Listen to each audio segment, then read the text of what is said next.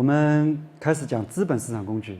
那么资本市场工具是期限在1年和1年以上的中长期债务工具和股权工具，属于资本市场工具。那从三性的角度来分析资本市场工具有什么特征？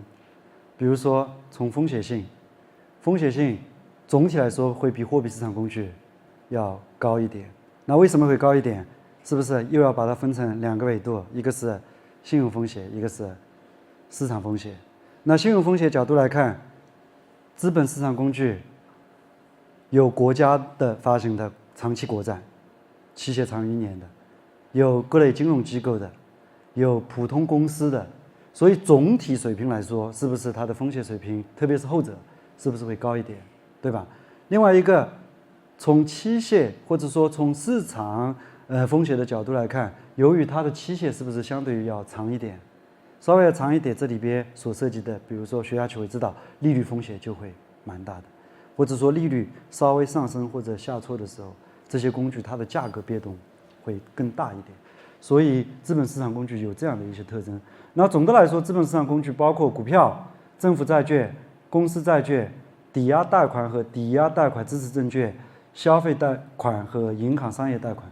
那么后面2者呢，更多的是金融中介机构所发行的金融工具，这个符合我们广义的金融工具定义里边的一个范畴，对不对？那我们在这里呢，重点给大家稍微讲一讲前3者，就股票、政府债券和公司债券。第一个股票，股票代表的是对股份公司的所有权，按照股东权利分类可以分为普通股和优先股。那么普通股和优先股，刚才我们是不是做了分析，是比较了股票和债券？那么实际上普通股和优先股呢，实际上这里边的普通股就是我们日常所看到的，或者说经常指代的，就是指的是普通股，而优先股和普通股是不一样的。那优先股实际上是介于普通股和债券之间的这样一类金融工具，它甚至于在最后清算的时候，清偿权上也是先是债券，再是优先股，再是普通股。那么在这里的话，关于这2者的区别，老师在这里就不展开了，下去同学们自己可以去做这样的一个分析，或者说去做这样的一个理解。那第2个，政府债券，政府债券主要包括中央政府债券、政府机构债券和地方政府债券。中央政府债券就是我们反复在讲的，刚才在讲那个第1个定价标杆国债收益率曲线，对不对？这一类国债就是中央政府债券。那么第2类是政府机构债券，政府机构债券就是由政府机构或者部门所发行的债券，在我国国内现在政府机构是不能发债的，所以没有这一类债券。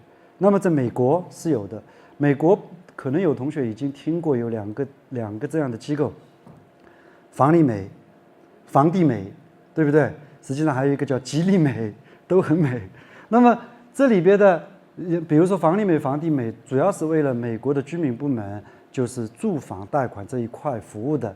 那么这2个机构呢，实际上得到了美国政府的这样一个支持的，所以它具有一定的政府信用在一边，这就是政府机构债券。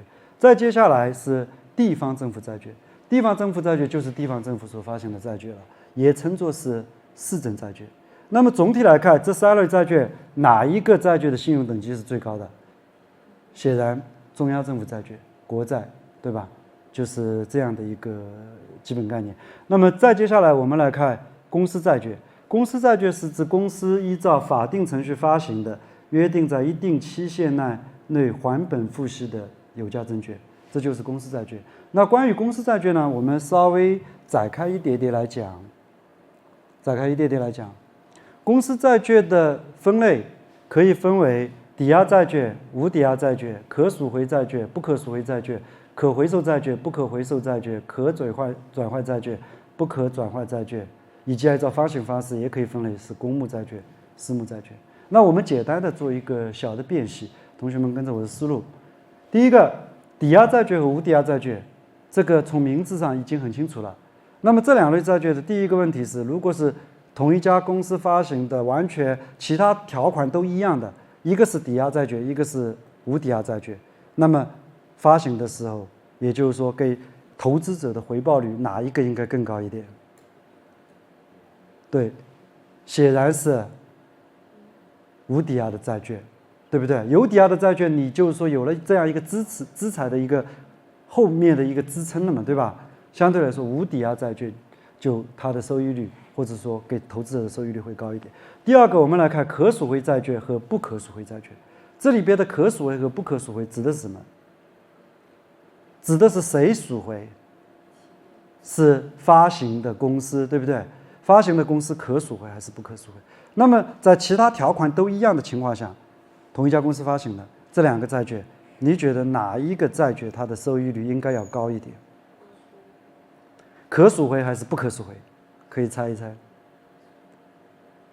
可赎回，不可赎回？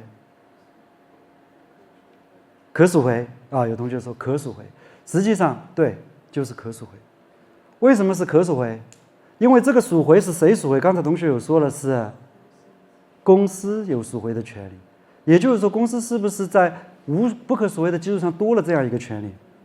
世界上没有免费的权利，这个权利既然公司获得了这个权利，那么获得这个权利的时候，是不是要相当于买了这个权利？实际上，从野生金融工具角度来说，公司买了这个期权，买了这个期权是不是要支付的？它可赎回不可赎回，是不是一定可赎回债券是不是一定会赎回？不一定的。对公司有利的情况下，它才赎回。那么对公司有利，显然是不是对投资者不利？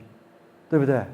所以它这个可赎回实际上就是一个期权，也就是说，可赎回就相当于是不可赎回债券加上了一个可赎回的这样一个权利，把它解构开来，对吧？那么可赎回权，显然公司既然多了一个权利，是不是要支付对价给投资者的？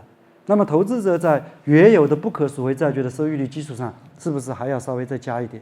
因为你有一个权利是卖给了公司，他公司对你不利的时候，他才赎回嘛，或者说对他有利的时候才赎回嘛，对吧？所以这个也可以做这样理解。接下来看可回收债券和不可回收债券，指的有什么？是谁可回收？投资者，对，投资者。那可回收是不是也是一个权利？这个权利你在什么时候会去回收？如果公司各方面的利率水平啊都非常的好，甚至于超过了对其他公司的投资的收益，各方面都对我很好的时候，我会不会去回收？我不会。所以这一类债券你去看一看，实际上就是说普通的不可回收债券加了一个回收权，对吧？那么这个回收权是不是相当于是公司卖给你的权？那公司卖给你的权，你是不是要支付对价给公司的？那你原来的收益如果那么高，是不是要稍微降一点？降下的部分相当于是卖这个权的支付，对不对？接下来我们来看可转换债券和不可转换债券，这个又指的是什么？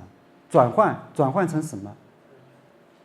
这一类我们中国的债券市场现在在蓬勃发展，以前只讲股票市场，现在债券市场发展很快，这些名词同学们必须掌握。你看各种报刊、各种财经新闻，连这些都不知道就有问题啊。那可转换、不可转换是转换什么？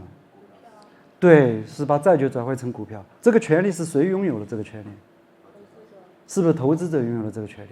有点类似于上面那个多了一个权利，对不对？那还有一个公募债券和私募债券，我就不展开讲，因为我马上公司债券的发行方式就涉及到这两个概念。那公募债券指的是在市场上向所有合格的公众投资者公开发行债券，公募债券可上市流通。私募债券是把债券卖给少数事先约定的投资者，私募债券不可以上市流通。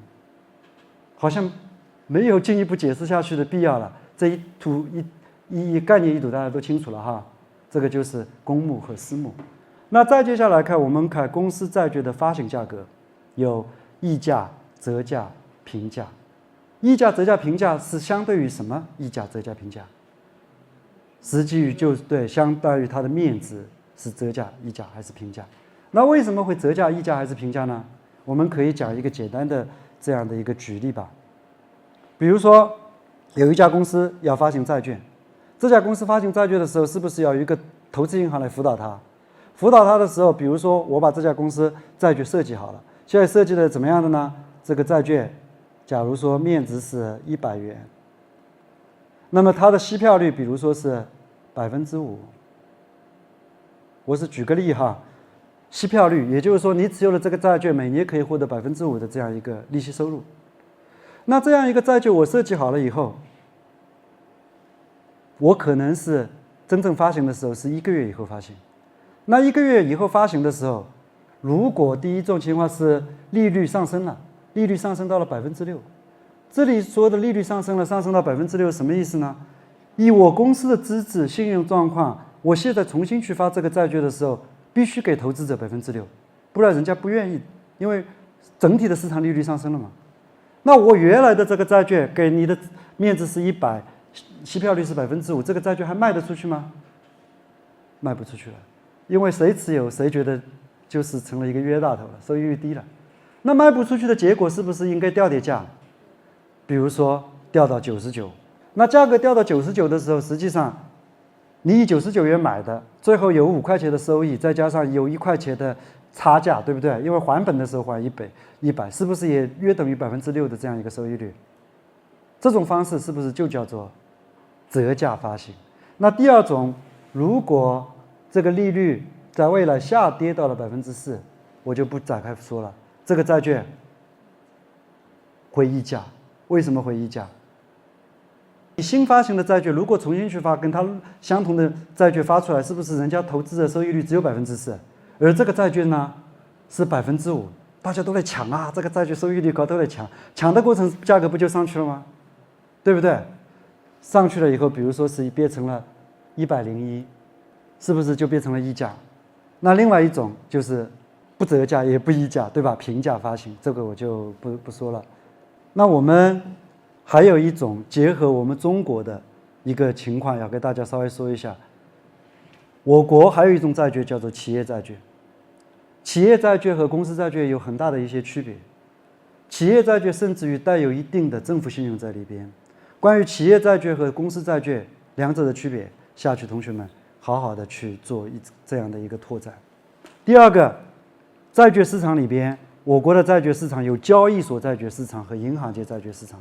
我国的债券市场是分割的，同学们，并且你们看一看交易所债券市场和银行间债券市场哪个市场在目前更为重要，或者交易量更大？